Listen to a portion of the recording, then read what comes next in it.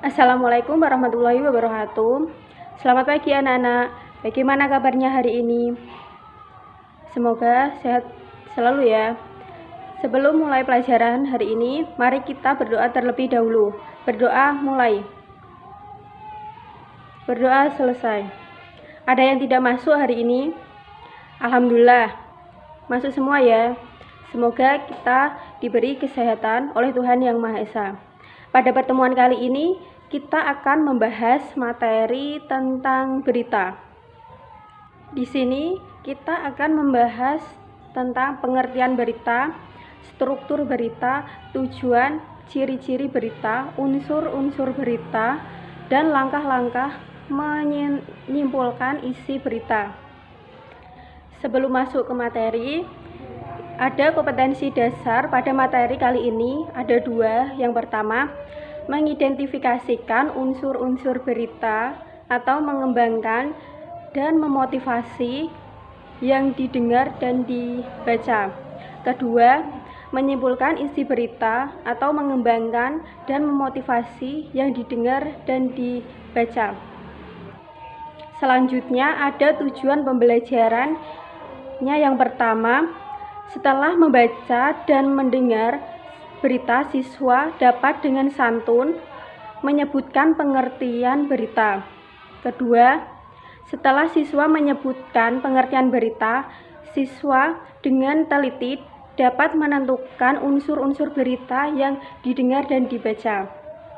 Ketiga, setelah siswa menentukan unsur-unsur berita yang dibaca dan didengar, siswa dengan tekun dapat menentukan pokok-pokok berita.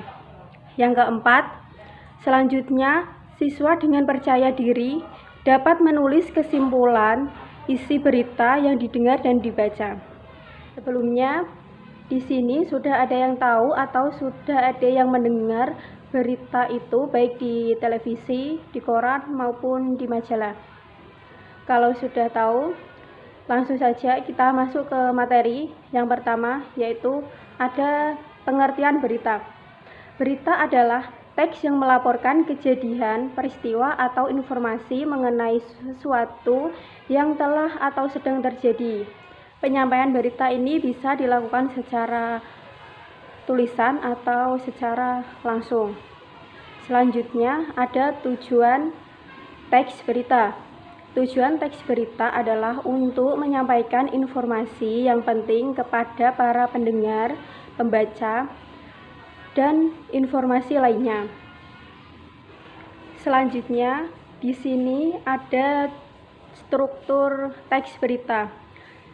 Teks berita mempunyai 3 struktur yang paling berhubungan yang kemudian membentuk teks berita secara utuh.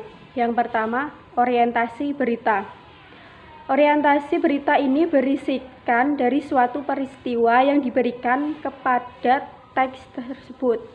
Kedua, peristiwa.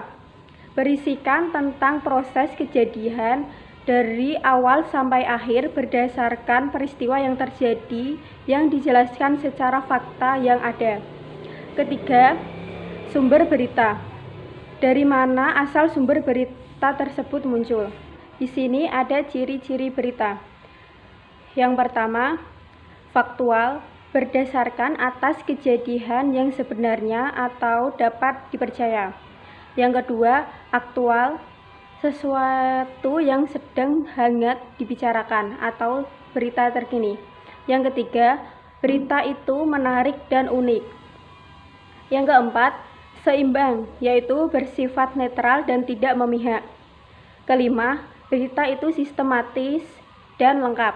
Keenam, kumulatif dan mudah dipahami oleh semua orang. Yang terakhir yaitu berita itu objektif, bersifat apa adanya. Selanjutnya ada unsur-unsur berita. Ada 5 unsur berita yaitu 5W plus 1H. Yang pertama, what atau apa. Jadi, apa peristiwa yang terjadi. Kedua, where, di mana. Di mana peristiwa itu bisa terjadi. Ketiga, when atau kapan. Kapan peristiwa itu terjadi. Keempat, who atau siapa. Siapa yang terlibat pada peristiwa itu. Kelima, why atau mengapa. Mengapa peristiwa itu bisa terjadi. Yang terakhir atau yang keenam yaitu how atau bagaimana. Bagaimana upaya untuk mengatasi masalah tersebut. Selanjutnya, langkah-langkah menyimpulkan isi berita. Yang pertama, mencatat pokok-pokok isi berita yang kita dapat seperti tema, peristiwa, tempat kejadian, waktu kejadian, dan proses kejadian tersebut. Kedua, menyimpulkan berita dengan seksama.